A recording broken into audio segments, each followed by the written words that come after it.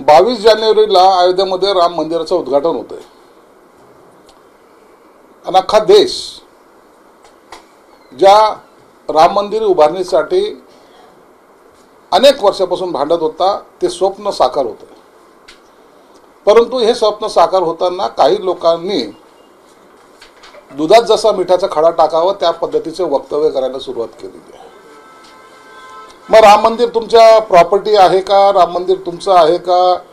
तुमच्या नावाचा 7/12 आहे का? याला निमंत्रण दिलं, त्याला निमंत्रण दिलं नाही आणि असे अनेक प्रश्न निर्माण करून जो अत्यंत चांगला कार्यक्रम आहे त्याला कुठेतरी गालबोट लावायचा प्रयत्न करतात। ज्याला कुणाला रामलल्लाचं दर्शन घ्यायचं त्याला कुणी थांबवलेलं नाही, कुणी त्यांना जाण्यापासून रोखतही नाही। परंतु प्रत्येक ठिकाणी आपलं वर्चस्व किंवा आपलं प्रतिनिधित्व ठळकपणे दिसावं यासाठी जो काही हा अट्टहास चालू आहे ते मला वाटतं योग्य नाही। आणि म्हणून मी सर्वांना विनंती करणार आहे, अनेक वर्षानंतर मिळणारा आनंद यामध्ये विघ्न टाकायचा प्रयत्न कोणी करू नका। दुसरा जो काही अनेक माध्यमातून प्रश्न विचारले जातात तो उबाटा गटाचे काही जे सर्व आहेत, पक्षप्रमुख कोण आहेत माहित नाही, परंतु जे सर्व आहेत ते संजय राऊत त्यांनी आघाडीबद्दलचं काही वक्तव्य केलंय। महाराष्ट्रामध्ये बीजेपी, शिवसेना आणि अजितदादांचे राष्ट्रवादी आम्ही मिळून 45चा आकडा पार करणार आहोत असं म्हणल्याबरोबर त्यांच्या पोटात दुखायला लागलं आणि अत्यंत नीचपणाचं वक्तव्य त्यांनी केलं की संजय म्हणजे एकनाथ शिंदे आणि अजितदादाच्या कुबड्या घेऊन भाजप पुढे चाललंय, त्याच्यामुळे त्यांच्या सीटा वाढणार आहेत। मग हे किती सीटे लढवणार आहेत? यांना किती तिकीट मिळणार आहेत? आघाडी मग जर झाली तर, आघाडी होणार नाही पण जर झाली तर हे 15 ते 18 सीटाच्या वर सीट हे लढू शकणार नाही किंवा त्यांना ते देणार सुद्धा नाही। मग शरद पवारचा बांबू आणि काँग्रेसचा बांबू, त्याला टेकू म्हणा किंवा बांबू मागून घेऊन हे सुद्धा आघाडी करणारच आहेत ना। मग इतराचं पायचं वाकून स्वतःचं ठेवायचं झाकून ही जी पद्धत आहे ही पद्धत मला वाटतं चुकीची आहे। अनेक स्टेटमेंट दर दिवशी करत जात असते। बडगुजरच्या प्रकरणामध्ये कोणता फोटो कोणता तरी ऑनलाईन त्यात दाखवलंय की भाजपचे काही कार्यकर्ते पदाधिकारी होते। अरे हो द्या त्यांची चौकशी, तुम्ही चिंतन करायला गेले होते ना। त्या बडगुजरला वाचवण्याचा प्रयत्न हे करत नव्हते, तर बडगुजरच्या माध्यमातून यांनी केलेलं जे काही गोंधळ आहे तो उघडकीस येऊ नये म्हणून बडगुजरवर हे दबाव टाकण्यासाठी नाशिकला गेले होते। म्हणून संजय राऊत तुम्ही आता वाचणार नाहीत हे निश्चित झालेलं आहे। तुम्ही चिंता स्वतःची करा। बडगुजरने जे केलंय कुणाच्या आदेशानुसार केलंय, कुणाच्या हुकमाचा ताबेदार तो होता, कुणामुळे तो फार्म हाऊसवर गेला होता हे सर्व बाहेर येणार आहे। म्हणून आता चिंता त्यांनी करू नये आणि त्यांना एक सल्ला असेल, ते कुणाचं ऐकत नाहीत। जोपर्यंत उबाटा गट डुबवल्याशिवाय त्यांना चैन पडणार नाही याची मला कल्पना आहे। ती सुपारी ज्यांनी घेतली तो हे पक्ष तर संपवलेच, आता संपवण्यासारखं काही राहिलं नाही, पण ते संपवल्याशिवाय शांत बसणार नाही। तरी मला त्यांचा त्यांना सल्ला असेल की कृपया करून जे काही राहिलेले ते वाचवण्याचा प्रयत्न करा। उगाच इतरावर टीका करून आणखीन त्यांना संपवून तुम्हाला तुमच्या मनाला शांती मिळणार नाही असं कृत्य करू नका, जेणेकरून महाराष्ट्राची जनता तुम्हाला जोडे मारेल। 31 डिसेंबरला रात्री 1 वाजेपर्यंत दारू दुकाने सुरू ठेवण्याचा निर्णय घेतलाय। या निर्णयाची खिल्ली उडवताना अंबादास दानवे म्हणाले की हातगाड्यावर दारू वाटली तरी काही हरकत नाही, मंत्रालयात सुद्धा एखादं दारूचं दुकान उघडून द्या। हे आज झालंय का? 31 डिसेंबरला 1 वाजेपर्यंत वाईन शॉप चालू ठेवायचा निर्णय आज झालाय। 2.5 वर्षात दिसलं नाही? डोळ्यात काही गेलं होतं त्यावेळेला? 2.5 वर्षात हे नव्हतं का?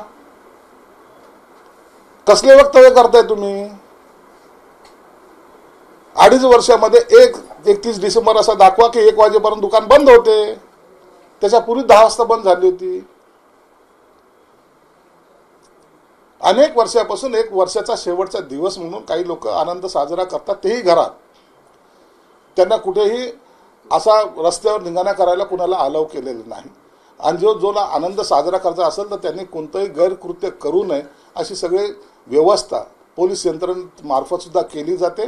म्हणून अशा छोट्याशा गोष्टीवर राजकारण करण्याचा प्रयत्न करू नका. ते म्हणाले मंत्रालयात दारूचं दुकान उघडा असं त्यांचं वक्तव्य आहे. हा, मंत्रालयात का उघडा मंत्रालयात उघडण्यापेक्षा आम्ही बांद्रापासून सुरुवात करतो, वरळी मार्गे मग मंत्रालयाकडे जातो. ते असं म्हटले की यांनी करायचं तर मग हातगाड्यावर बी दारू ठेवा, लोकांना पडू द्या, लोकांना लोळू द्या, हे सरकारला बघायची इच्छा असते. फुटाणी छानेवाल्यांना पण रात्री परवानगी द्यावी काय रस्त्यावर? बांद्रापासून सुरुवात करू, वरळी मार्गे मंत्रालयाकडे जाऊ. ते काय कारण तुमचे मित्र अरे असं कसं बोलतात? हे चालतंय का? काय बोलायचं काय तर तारतम्य ठेवा ना. कोणत्या पदावर आहात तुम्ही यार? त्या पदाची गरिमा ठेवा. चणे फुटाने लोक विकणारे लोक आज पैदा झाले. 31 डिसेंबर आज साजरी व्हायला लागली. अहो तुम्हीच लोक गुलाबाचे फुल देता ना व्हॅलेंटाईन डेला. या गोष्टी कशाला सांगता आम्हाला? सामना अग्रलेखातून टीका करण्यात आली आहे तुमच्यावरती. त्यात असं म्हटलंय, मोगलांना आपल्या लेखी सुना देणाऱ्यांची कदर महाराष्ट्राने कधीच केली नाही. मिंध्यांनी हीच मोगल नीती वापरली. हा शिवरायांच्या महाराष्ट्रामध्ये हे तुंबाजींनी लक्षात ठेवावं. त्यांनी आम्हाला इतिहास शिकवण्याच्या भानगडीत पडू नये. जर इतिहास काढला तर तुमचा इतिहास जो आहे तर मला त्यांच्याकडे जावं लागेल. ज्यांचे पतिदेव आता जेलमध्ये आहेत, ज्यांची संपत्ती 12 कोटीची संपत्ती आता शासन म्हणजे ईडीने जप्त केलेली, त्यांच्याकडे जाऊन तुमचा इतिहास काढावा लागेल. म्हणून इतिहास शिकवण्याच्या भानगडीत आम्हाला पडू देऊ नका. स्वतःचा इतिहास तपासा, नंतर इतिहासावर बोला. प्रकाश आंबेडकर म्हणाले की कुणी सोबत येत नसेल तर त्यांच्या लोकसभेच्या 48 जागा स्वबळावरती लढणार. प्रकाश आंबेडकरांबरोबर युती झाल्याचं भासवून जी फसवणूक त्यांची करायचा प्रयत्न हे उबाठा गटाचे लोक करतायत, त्यांचे परिणाम त्यांना भोगावा लागणार आहेत. सकाळची प्रेस ऐकली, त्यांनी सांगितलं की आम्ही राहुल गांधीकडे आणि सोनिया गांधीकडे प्रकाश आंबेडकराला घ्या अशी त्यांना आम्ही सूचना केलीत किंवा विनंती केली. प्रकाश आंबेडकरबद्दल सूचना करतो, विनंती करतो. महाराष्ट्रामध्ये तुम्हाला भुईसपाट करणार तर एकमेव प्रकाश आंबेडकर राहणार आहेत. काँग्रेसचा काही विरोध नाही, राष्ट्रवादीचा काही विरोध नाही. कुणाचा विरोध आहे? एकही बैठक तिन्ही नेत्यांबरोबर झाली का? यांना त्या प्रकाश आंबेडकरला झुलवण्यामध्ये इंटरेस्ट आहे हे प्रकाश आंबेडकरांनी ओळखलंय. म्हणून प्रकाश आंबेडकर सुद्धा यांना झुलून त्यांची जागा निश्चित दाखवल हे मात्र निश्चित आहे. प्रकाश आंबेडकरांना तुमची काही वापर यावं, प्रकाश आंबेडकरांनी केव्हाही यावं. त्यांचं एक आदरस्थान आमच्याकडं आहेत, मनातही आहे आणि पक्षातही आहे. त्यांनी जर आले तर आम्हाला तर आनंदच होईल. निश्चित आम्ही त्यांचं वेलकम करू रेड कार्पेट टाकून. जरांगे पाटील 20 जानेवारीला मुंबईत उपोषणाला बसणार. 3 कोटी मराठा समाज घेऊन मुंबईत येणार, मुंबई जाम करणार असं म्हणतात. सरकारसमोर हे संकट आहे मुख्यमंत्री एकनाथ शिंदे साहेबांच्या समोर. हे बघा, संकटाचा सामना करणं एकनाथ शिंदे सारख्या मुख्यमंत्र्यांनी स्वीकारलेलं ते आव्हान आहे. जर हे आव्हान स्वीकारायचं नसतं तर झुलवत ठेवण्याचे जे प्रकार मराठा समाजासाठी जे केले गेले पूर्वी 40 वर्षापासून 58 मोर्चे काढले, आउटपुट 0. चुकीचं आरक्षण देऊन सुप्रीम कोर्टात रद्द झालं, आउटपुट 0. तसं न करता एकनाथ शिंदे साहेबांनी मराठा समाजाला आरक्षण देण्यासंदर्भात जी काही भूमिका घेतली, पॉझिटिव्ह ज्याला म्हणतात ना, ती पॉझिटिव्ह भूमिका त्यांनी घेतलेली आणि त्याचा परिणाम सुद्धा आता सगळ्याला दिसतोय.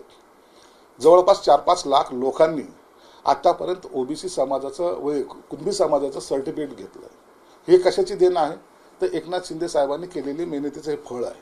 आणि म्हणून हे आरक्षणाचा देणार याची जी शपथ शिवरायांची त्यांनी घेतली ती पूर्ण करतील. म्हणून 20 तारखेला जरांगे साहेबांचा जो काही लॉंग मार्च निघणार आहे, मोर्चा निघणार आहे, त्यापूर्वी कदाचित त्याच्यापूर्वी हे प्रश्न मिटेल असं मला एक आत्मविश्वास आहे. आणि त्या पद्धतीचा प्रयत्न एकनाथ शिंदे साहेब करतायत हे जरांगे पाटलांना सुद्धा माहिती आहे. म्हणून ते रोजच्या टचमध्ये मुख्यमंत्री असेल की मंत्री मंडळातले कोणी सहकारी असतील, हे जरांगे पाटलाच्या सुद्धा टचमध्ये आहे. रोजचा रिपोर्ट सुद्धा त्यांना माहिती आहे. म्हणून त्यांचा सुद्धा आत्मविश्वास वाढलेला आहे की फक्त एकनाथ शिंदे साहेब हे आपल्याला आरक्षण देऊ शकतात. भाजपने उद्धव ठाकरे यांच्यावरती टीका केलेली आहे. राम मंदिरावरती वारंवार प्रश्न उपस्थित करणाऱ्या जनाब उद्धव ठाकरे आणि 22 जानेवारीला हज यात्रेला निघून जावे, असं केलं तर आमच्या दिमागदार सोहळा त्याची नजर लागणार नाही, असं आचार्य तुषार भोसले म्हणतात. त्यांनी काय बोललं मी ऐकलेलं नाही, परंतु माझं असं मत आहे की राम मंदिराच्या या कार्यक्रमाला देशातील सर्वच राजकीय पक्षांनी आवर्जून जावं, रामलल्लाचं दर्शन घ्यावं. राम हा कोणत्या समाजाचा नाही, राम हा कोणत्या पक्षाचा नाही, राम हा सर्वांचा आहे. म्हणून तिथे कुणालाही अडवल्या जाणार नाही किंवा कुणाला रोखण्याचा काही प्रश्नच येत नाही. तुम्ही म्हटलं मुख्यमंत्र्यांना सवय संकटात मग यांना जायचंच नसेल, रामलल्लाबद्दल जर प्रेम नसेल तर त्यांनी म्हणलं असेल तर तो त्यांचा प्रश्न आहे, परंतु आम्ही तर निमंत्रण दिलं जात नाही ना. प्रत्येक वेळेला खुर्चीची का अपेक्षा करता? यापूर्वी जे आपण अयोध्येला गेलो होतो, कोणी निमंत्रण दिलं होतं आपल्याला? आपणच गेलो होतो ना, आम्ही होतो ना बरोबर. पण ते योगदान त्यांचं आहे ना सर, राम मंदिर आणि बाबरी मस्जिद योगदान हा संशोधनाचा विषय आहे. कसं म्हणजे बाळा ठाकरे तुम्ही बाळासाहेबांचं योगदान हा देशावर केलेला, त्यांनी केलेला उपकार आहे. याचा अर्थ असा होत नाही की प्रत्येकाचं योगदान आहे असं त्याचा ग्रहित धरू नये कोणी. शिवसेना प्रमुख अहो, कोणी मुलगा असलं तुमचा, आणखीन नातू असेल, आणखीन पंतू असेल का, त्याचं योगदान धरलं जातं का? शिवाजी महाराज होते. 5 पिढ्यांनंतर 10 पिढ्यानंतर आलेला माणूस शिवाजी महाराज होऊ शकत नाही. शिवसेना प्रमुख होते, दुसरे कोणी शिवसेना प्रमुख होऊ शकत नाही. बाबासाहेब आंबेडकर होते, कोणी बाबासाहेब आंबेडकर होऊ शकत नाही. म्हणून कोणी कुणाच्या वारशाच्या नुसार तुम्ही आपली लायकी सिद्ध करू नका. तुम्हाला लायकी सिद्ध करताना स्वतःचं कर्तृत्व दाखवावं लागतं. 1 कोटी रुपये पाठवलेत का आमचे लाख रुपये त्याचा सहभाग नाहीये? आमच्या अकाउंट मधून गेलेले नाहीत? आमदारांनी 1 लाख रुपये दिलेले नाहीत? उगाच काही जे बोलायचं ठीक आहे, आपल्या पडद्या आडच्या गोष्टी ते राहू द्या. आम्ही 1 कोटी रुपयाचा चेक दिला, 1 लाख रुपये संजय शिरसाटशी पण त्याच्यात आहेत. म्हणून आविर्भाव आणू नका, आनंदाचा कार्यक्रम आहे, सहभागी व्हा. पण त्यांचं म्हणणं असं आहे की राम मंदिर हे काय कोणत्या पक्षाचं नाहीये, कुणाचं आहे ते? सुप्रीम कोर्टाच्या निर्णयानुसार या सगळ्या गोष्टी झाल्या, त्याच्यामुळे भाजपने इव्हेंट करू नये आणि इतर पक्षांनी त्याचा फायदा घेण्याचा प्रयत्न करू नये. अहो, हे कुणाच्या पक्षाचं नाहीये, हे आम्ही म्हणतोय. हे मोदी साहेबाचं राम मंदिर नाहीये, हे अमित शहाचं राम मंदिर नाहीये, हे एकनाथ शिंदेचं राम मंदिर नाहीये, हे आणखीन कोणत्याही माणसाचं राम मंदिर नाहीये. हे देशाचं राम मंदिर आहे, आपल्या भावनाचं राम मंदिर आहे. आम्हाला कुणालाही त्याचा 7-12 बनवायचा नाहीये. परंतु ज्या हिंदुत्ववादी लोकांनी जो लढा दिलाय अनेक वर्षाचा, त्याचं निघलेलं हे फळ आहे. त्या आनंदात सहभागी त्यांनी झालं पाहिजे. यांच्या दुर्दैवाने आणि त्यांच्या सुदैवाने ते प्रधानमंत्री आहेत, युपीमध्ये मुख्यमंत्री आहेत. मग मुख्यमंत्र्यांनी प्रधानमंत्र्यांनी जाऊ नये असा त्यांचा काही अट्टहास आहेत का? जो सत्तेवर राहील त्याच्या हस्ते उद्घाटन होत आहे, याचा अर्थ त्याच्या नावावर होतं असं होत नाही. म्हणून हे उगाच तरी मिठाचा खडा टाकायचा हा प्रयत्न आहे. बाळासाहेब आंबेडकर असं म्हणतात, विरोधात लढण्यासाठी एकीची शक्यता कमीच आहे. दुर्दैवाने नरेंद्र मोदी यांच्या विरोधात लढणारे कुटुंबाला प्राधान्य देणार आहे, त्यामुळे आपण किती डोक्यावर आपटले तरी एकी होणार नाही. हेच ते मी 6 महिन्यापासून बोलतोय. हे इंडिया आघाडी वगैरे काही होणार नाही. महाराष्ट्रामध्ये सुद्धा ही यांची काय कोणती मोठी आघाडी ही सुद्धा होणार नाही. यांना किती सीटं लढवायची आहेत? हे बिनडोक्याचे जे लोक आहेत, कधी म्हणता ईव्हीएमवर मतदान करा, आमचे 500 जागा येतील. तुम्ही जागा किती लढवतायत महाराष्ट्रात? 18 येतील किती? 500. यांना अधिकार दिलेला आहे. काही मूर्खासारखं स्टेटमेंट करतात आणि आपली दुकानदारी चालवतात. तुमचं कसं आहे लोकसभेत? महायुतीचा फॉर्म्युला आता नवीन वर्षाच्या सुरुवातीला या तिन्ही नेते एकत्र बसून ठरणार आहे. आणि मला वाटतं जेव्हा हा फॉर्म्युला ठरेल त्यावेळेला जाहीर पत्रकार परिषदेमध्ये त्याची वाच्यता केली जाईल. टेंटेटिव्ह काय शकतो? जसं शिवसेना म्हणतात की 16-20-20-16-10 ते काही म्हणतात, त्यांची म्हणतात करून दाखवा. करून दाखवायची लय सवय ना, करून दाखवलं, करून दाखवा. अंबादास दानवे म्हणतायत पक्षाने आदेश दिला तर आम्ही खासदार लढू, तुम्हाला जर पक्षाने आदेश दिला तुम्ही लढणार का? पक्षाचा आदेश हा प्रत्येक कार्यकाला बंधनकारक असतो आणि हा काही नवीन निघालेला संशोधनाचा विषय नाही. पक्षाने मला उद्या तिकीट नाही दिलं तर मी घरी बसेल. आता त्याचा अर्थ असा होतो ना, पक्ष जो आदेश देईल तो मानावा लागतो आणि त्याच्यानुसारच काम करावं लागतं. अंबादास दानवेला त्यांच्या पक्षाने आदेश दिला तर त्यांना आमच्या शुभेच्छा आहे. काय बोलतात दोघांमध्ये अंबादास दानवे आणि चंद्रकांत खैरे हे दोघंही इच्छुक आहेत लोकसभेसाठी. हे जुने तुमचे दोन्ही सहकारी आहेत, मित्र आहेत. काय होईल त्यांच्यात लोकसभेला, कसं चित्र? चंद्रकांत खैरे असेल की अंबादास दानवे हे दोघं एकमेकाचे जीवलग मित्र आहेत. एकामेकाबद्दल त्यांचं अनेक अत्यंत प्रेम आहे. म्हणून दोघांपैकी कोणी लढवलं, एक जर उभा राहिला तर दुसरा त्याला निवडून आणण्यासाठी मनापासून प्रयत्न करेल असं त्यांना मी शुभेच्छा देतो. असं म्हणतात वरून की आमच्या जवळपास महाराष्ट्रात 40 सीट देखील येऊ शकतात लोकसभेत. अरे सीट लढवता किती हे ठरवा ना पहिलं. नाही म्हणजे उभाटा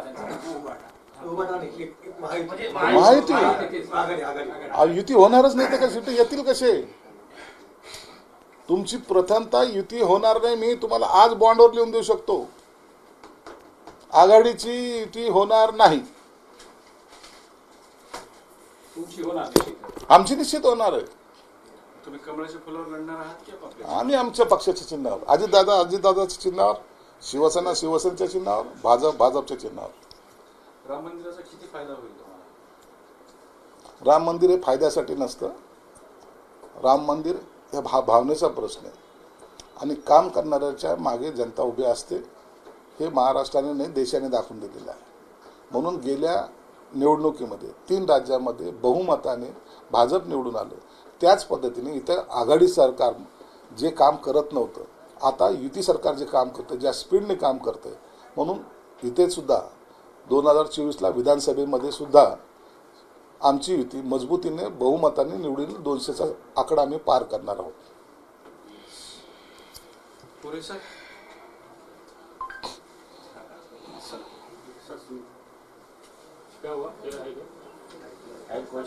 आमचाच आहे ना तो उमेदवार तयार आहे. उमेदवाराचं काय. एक प्रश्न आहे दादा, थोडासा महत्वाचा आहे. कुणाला घ्यायचा घ्या नका. कुणबी नोंदी ज्या सापडत आहेत त्यावरून आता काही एजंट सक्रिय निर्माण झाले तर राज्यभरामध्ये काही अधिकाऱ्यांना कुणबी नोंदीचे प्रमाणपत्र देण्यासाठी पैसे मागितले जात आहेत आणि जरांगे पाटील यांनी मागणी केलेली की असा अधिकारी कोण असेल तर त्याला सस्पेंड नाही तर डायरेक्ट बर्खास्त करा आणि अशा एजंटांबद्दल सरकारने बारकाई लक्ष ठेवा. मी तर म्हणेल की हे जे काही कुणबींचं सर्टिफिकेट मिळतंय त्यासाठी हा सर्वसामान्य शेतकरी कुटुंबातला माणूस जेव्हा ते सर्टिफिकेट घ्यायला जातोय, पायात चपला नाही, त्याच्या पोटात अन्न नाही, परंतु जर कुणबीचं सर्टिफिकेट मिळालं तर भविष्यामध्ये माझ्या मुलाचं भलं होणार आहे यासाठी जर तो सर्टिफिकेट आणायला जात असेल, त्यावेळेला जर कोणी एजंट पैसे मागत असेल किंवा त्याला अडवणूक करत असेल तर अधिकाऱ्याला सस्पेंड करणं तर दूर, मी तर सरळ सांगेन त्या अधिकाऱ्याच्या कानशिलात वाजवा आणि त्याला सांगा की माझा जो अधिकार आहे तो मला मिळायला पाहिजे. सरकार सरकारची भूमिका वठवेलच, परंतु हे जे असे मस्तवाल अधिकारी काही असतील, निवडक असतात, हे मी सर्वांबद्दल बोलत नाही, पण हे जे निवडक असतात हे समाजासाठी घातक असतात. हे समाजाचे द्रोही आहेत, म्हणजे याला म्हणतात समाजकंटकच म्हणलं पाहिजे यांना. यांचं पुन्हा त्या सर्वसामान्याचं रक्त पिणाऱ्याच्या कानशिलात जरी मारली तर ते गैर नाही असं स्पष्टपणे माझं मत आहे. दुसरा एक प्रश्न सर, जरांगे पाटील नेहमी भाषणात म्हणतात की आम्ही 2 कोटी 3 कोटी समाज मुंबईला येणार, तर येत असताना ते दुसरा एक मुद्दा मांडतात की आम्ही आमची सगळी सोय करतो, फक्त आमच्या ह्याची सोय करा मुंबईत. तर त्याच्याबद्दल सरकारची काय? सगळ्याची सोय होईल, टेन्शन घेऊ नका. आता एवढे मोठे लाखाचे मोर्चे होत आहेत, ऑटोमॅटिक सगळ्याची सोय होते ना, तशी ऑटोमॅटिक तिकडे सोय होईल, त्याची चिंता ते करणार नाही आणि सगळं व्यवस्थित होईल. तसं जंगलात फिरायची आपल्याला सवय आहे. काहीतरी ठरले काय बोलले. मग सर्वसामान्य शेतकरी कुठे जातो का? त्याच्या घरात काय फ्लॅश थोडी आहे. सर्वसामान्य शेतकरी आजही गावखेड्यामध्ये जाल तर तुम्हाला काय सगळं फ्लॅश थोडे टॉयलेट बाथरूम आहे. तो बिचारा कष्टकरी येतो, तो कष्टकरी येतो, त्या सर्व संकटाचा सामना करत त्याला सवय आहे आणि म्हणून त्याची चिंता करू नका, तो त्याचा मजबूत आहे. सर्वोच्च न्यायालयात टिकल का मत? पिटिशन जर क्युरिटी पिटिशन क्युरिटी पिटिशन आता जेव्हा ऍडमिट झालं तर पॉझिटिव्हच करणार आम्ही. त्यासाठी आम्ही सगळे प्रयत्न चालू आहे आमचे. तो एक मोठा दिलासा आहे तो. धरांगे पाटील त्याच्या अँगलने विस्तारित केलेली असते. नाही मग तो एक दिलासा आहे ना मोठा. सुप्रीम कोर्टाने एखादा निर्णय जर पॉझिटिव्ह दिला तर सर्वच प्रश्न मिटतात ना. म्हणून हे लय मोठी गोष्ट आहे, ती घटनाच मोठी आहे. ओके. एबीपी माझा, उघडा डोळे बघा नीट.